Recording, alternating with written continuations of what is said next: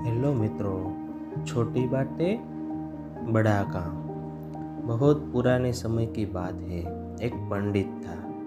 गांव के सभी लोग उस पंडित के पास अपनी समस्या लेकर जाते थे। सभी को उस पंडित पर भरोसा था कि वो जरूर हमारी समस्या का हल कर देंगे।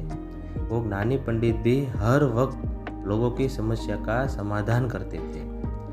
किसी की कोई समस्या होती, वो तुरंत उस ज्ञानी पंडित के पास पहुंच जाता। एक दिन एक आदमी उस ज्ञानी पंडित के पास अपनी समस्या लेकर आता है।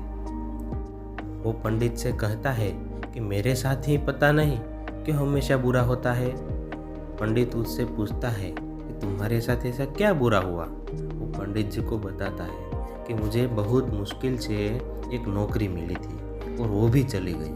पंडित जी उसको कहते हैं कि चिंता मत करो, तुम्हें उससे भी अच्छी दूसरी नौकरी मिल जाएगी। कुछ दिन के बाद वो आदमी फिर से उस ज्ञानी पंडित जी के पास जाता है और उन्हें कहता है कि मेरे साथ फिर बुरा हुआ। अब पंडित जी उनसे पूछते हैं कि अरे भाई, अब तुम्हारे साथ ऐसा क्या हुआ, तुम इतने चिंतित क्यों हो। वो आदमी फिर से वही समस्या पंडित जी को बताता है और कहता है कि मुझे नौकरी तो मिली थी, लेकिन इस बार फिर नौकरी चली गई। पंडित जी उस आदमी को एक चुटकुला कर सुनाते हैं।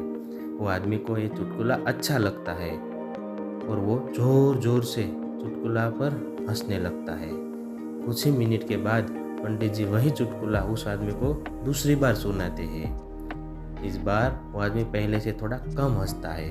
उसके बाद पंडित जी उस आदमी को वही चुटकुला तीसरी बार सुनाते हैं। इस बार वो आदमी उस चुटकुले पर थोड़ा सा भी नहीं हंसता है और उल्टा वो आदमी पंडित जी को कहता है कि आप ये क्या कर रहे हो, आप बार बार क्यों एक ही चुटकुला सुनाते हो, अब मत सुनाए, मुझे मज़ा नहीं आ रहा है। पंडित जी उसको समझाते हुए कहते हैं कि जब तुम एक ही मजाक बार बार हंस नहीं सकते तो फिर हमेशा एक ही समस्या के बारे में क्यों रो रहे हो।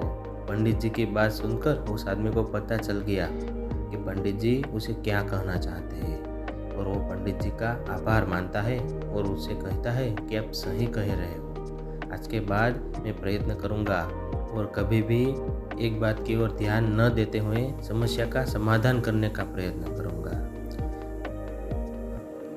इससे हमें क्या शिक्षा मिलती है? इस स्टोरी से हमें ये शिक्षा मिलती है कि चिंता करने से आपकी समस्या का समाधान नहीं होगा। यह सिर्फ आपका समय और ऊर्जा बर्बाद करेगा।